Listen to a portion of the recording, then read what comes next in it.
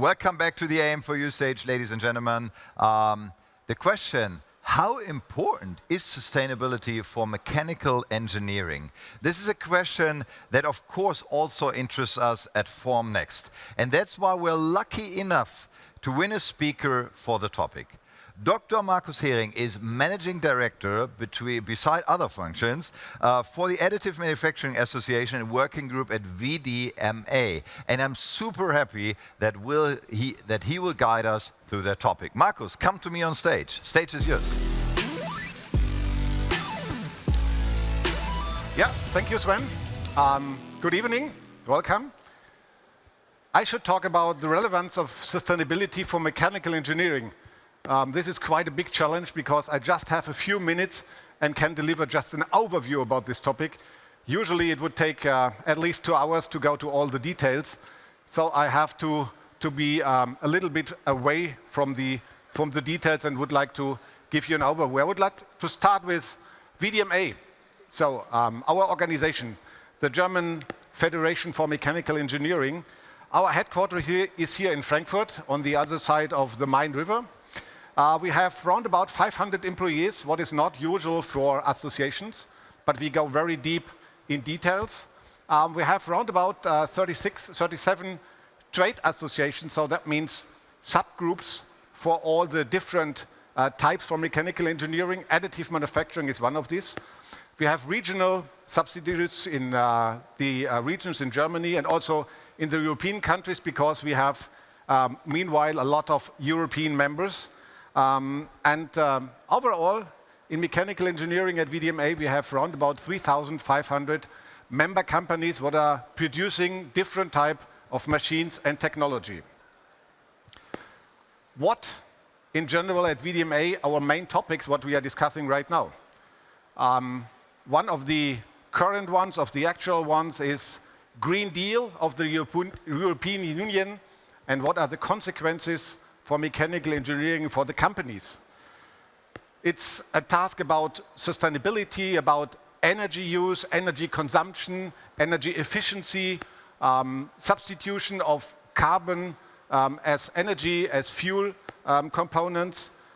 Part of this is also the sustainable finance discussion. So the financial situation of the companies, what is linked in the future and still started with the questions of sustainability.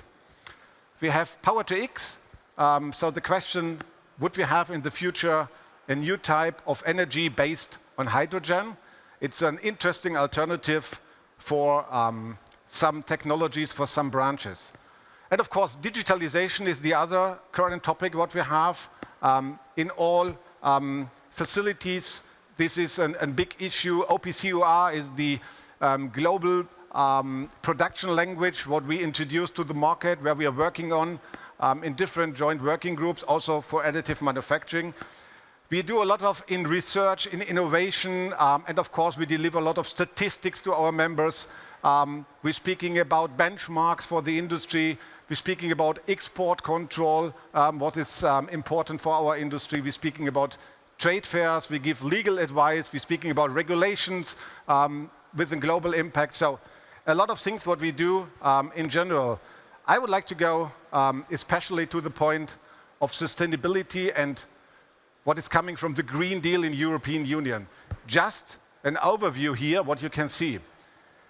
We have one point is the climate aspect. So the use of energy and the results and the consequences of using this energy. This is a big issue. You see some directives and regulation will based on that, and the European Union is working on that. There is overall the target that we work in Europe in a couple of years, CO2 neutral. And then we have all the questions about circular economy, so that we bring all the products, all the materials, what we use in production back to the circle, back to the beginning. That means we have to think in design, how we can recycle the products, how we can recycle the materials, what we use for the machines, what we build up, and also looking to the process with the materials, what are later on used on the machines, what our members have produced. And you see, if you're looking in some details here, You see a circular economy action plan. You see different materials under discussion. So plastics is a big issue for different use, especially single-use materials based on plastic is a big issue. And then we have some cross-cutting issues like sustainable finance, what I mentioned before. So we see that especially financing institutes, financial companies looking how sustainable is a company. Is that on a good way, the development on the right way? We see there is in the future a need for a sustainable report for companies.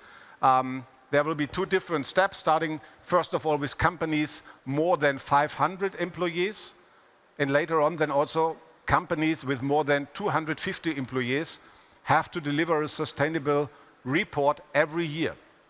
So that's not just for the mechanical engineering industry, it's also for the users of the products and issues. So for every company, more than 250 employees. And also the situation of the employees along the product chain is on the focus of the Green Deal. So you see a lot of administrative work, a lot of subjects coming up and will be relevant for mechanical engineering. And again, going to all the details, that will really run out of time what I have today to speak to you.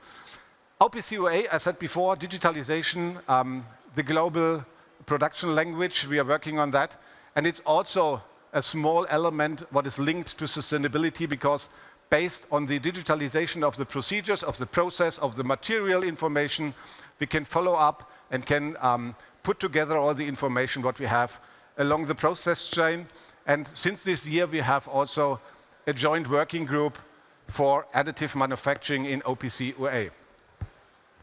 Power-to-X, I mentioned before, important for the hydrogen use, and also additive manufacturing is an interesting and a relevant technology for hydrogen, because a lot of procedures, we have a lot of benefits by using additive produced materials. Let's have a closer look to additive manufacturing at VDMA.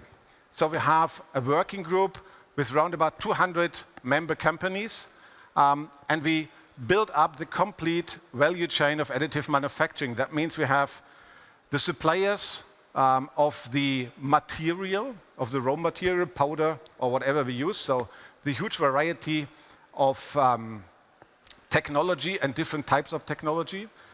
We are not focused on metals or on polymers. We use every material, and we have in focus every material what is usable for additive manufacturing.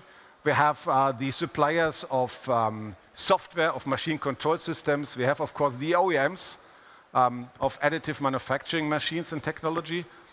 We have also included the periphery and the post-process and finishing suppliers. They are important to have the finalized product, and we have also this internal product chain in additive manufacturing. On the other side, we have included the research institutes, the developers of new technology. We have design simulation, building up digital twins of additive manufacturing technology. And we have integrated also the providers of additive manufacturing. They provide this as a service at the market. Very important, very interesting. They have a huge experience in using additive manufacturing. One big issue is the integration in industrial procedures, in the facility, integrate additive manufacturing together with classical subtractive methods of production technology. And last but not least, with 3,500 members, we have also a lot of, at VDMA, a lot of users of applications and technology in additive. Our goal when we started nearly 8.5 years ago with additive at VDMA was the industrial use of additive manufacturing was in the focus of our work. And we have seen, and you can see here also, if you're working around at Formnext this year, we see AM is on the way to the industry, is achieved the industry, and we see right now a lot of industrial applications, a lot of products.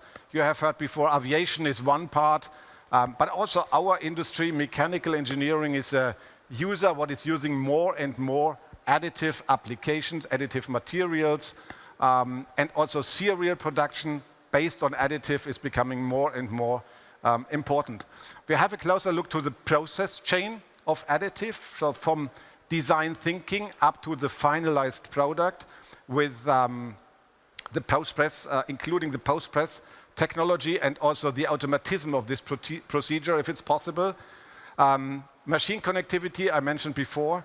An issue is how we can measure, how we can control the quality of the product, of the materials. Do we need certification? How we can handle that we have the acceptance of the produced, in additive way produced materials for the industry. We see coming up new technologies also in additive from time to time. The other question is how we can handle the material recycle. The not used powder, for example, but also the open question is how we can recycle the additive produced products at the end of the day. Always the task is new industrial applications for additive produced materials and products. We do market surveys, and of course, that's the reason why we are here. We are active in exhibitions and in events. If we're looking around our members, this is an example which sectors, which branches are relevant for additive produced products. We see mechanical engineering is important, is becoming more and more important.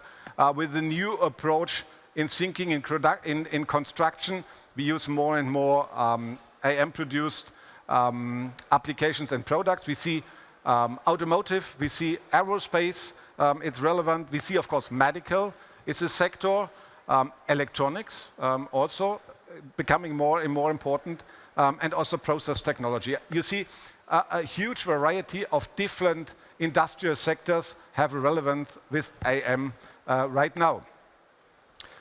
Again, a look to the process chain of industrial manufacturing.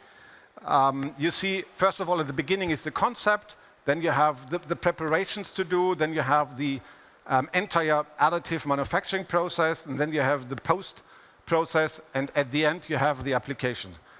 This is necessary to have in mind because if we speak about sustainability and AM, we have to take a view on different aspects. One is, of course, the machine, the additive machine itself and the system around. There is also the question, how is this at the end of the life recyclable? What are the components what we have used for this machine? Of course, this is the same questions what we have with other machines and other technologies, but we have to have, as producers of additive technology, a view on that if we're speaking about sustainability and additive. Then we have the part production in the process, including the material and the material recycle, what we need for that. That has a huge impact. And the third point is the parts, what we have produced, how we use that in the daily life. Can be in aviation, is always a good example because it's usually a long life, what we see then, but it's also how we use it in other procedures and what is the impact and the relevance on sustainability in this field. I would like to block out the first point because sustainability and production of machines is an issue for every technology. If we're looking to the part production and to the material cycle, we see some benefits. I have seen Melissa mentioned some of these topics before. We have less material, what we use. There's now subtractive procedure. That means we are able to save natural resources. We can save tool costs, and we can save, depends on the application, depends on the solution. From time to time, we can reduce energy costs. We are much more flexible with additive than with the classical procedures. That means we are able to produce on demand. Low volume, so volume 1, 2 is the typical example for additive. And we can produce generally on-site and so reduce logistic cost and transportation of materials and of products. And of course, one big issue is an added value functional integration within additive products that can reduce costs in energy, can reduce costs in production, can reduce costs later on in use. If we're looking to the IM parts in use, of course, we have the freedom of design that have consequences on the final product, how it looks. Always, if we see all the successful applications, it looks in a different way.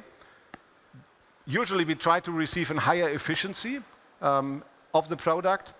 And of course, we are more open with this new approach and the new thinking of design. We are open for innovation. Lightweight is a topic in a lot of industries. Aviation is a typical example of that. If you're able to reduce the weight of the product, you can save energy costs if you use the plane later on. And of course, the question of how I can repair products, how I can refurbish products, what I can use, or how I can reuse products what are produced. On the other side, we have some challenges on this. Of course, it's a challenge, the energy consumption of the process and the energy consumption of producing raw materials, especially if you're speaking about powder-based technology. The build rate and the question, the speed of this is an issue directly linked with the question of costs per part and the cost of production. The process chain integration is an issue where we have to work on to be quicker, to be faster, to have a better quality control. And of course, environment, health and safety is also a question how we can have closed systems, how we can handle the material in a better way. If you're looking to the product, the question is quality control, certification, how we can make sure that the customer, the user can trust the product quality. We are working on that, and we have in some sectors still implemented systems to do this. Big issue is we need experts and know-how. So that means a new thinking of design, a new thinking of construction, a complete new approach on that. That is what we need. And last but not least, we need acceptance on that. So everybody is giving me the sign. I'm a little bit late, but okay. Last slide is we see a lot of perspectives for additive. We see a lot of new applications in mechanical engineering, in e-mobility, in aviation, in aerospace, a lot of sectors that have still a huge perspective in using additive. We see the alternative concepts for mobility in the future. That includes aviation. So they will think also on alternative concepts. How will plane aviation fly on which energy basis in the future? There is a huge opportunity, a huge perspective for additive.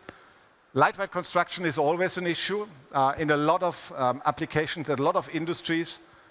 Optimized components, always relevant to everybody. We need innovative solutions in different sectors. The new manufacturing process offers a lot of opportunities for being more effective. We have the big challenge here in Europe that the number of employees, what we need is not available at the market, so we have too less staff. So if we are able to use digitalization, new procedures, we can reduce staff. Would be helpful for us. And this is the highly digitalized manufacturing in the future based also on additive. So you see there are a lot of perspectives. That was a quick run with the view of how mechanical engineering sees additive, how mechanical engineering is influenced by the discussion about sustainability. Thank you for your attention, and I guess later on we will see each other in the discussion. Awesome. Thank you so much, Markus. Excellent presentation. A big applause, please, for Markus Hering. Thank you, Markus. We don't have time for question marks, unfortunately, so I have to kick you off stage. See you in a minute in our panel discussion. Ladies and gentlemen, very interesting overview over the topic of sustainability. And as promised, we saved the best for last because you can expect an exciting panel. We will provide you with some more highlights of the fair, and in between, we are preparing the stage for an exciting panel. You will see Melissa again, you will see Markus, and many interesting persons more, but I will tell you just after the break. See you in 3.5 minutes.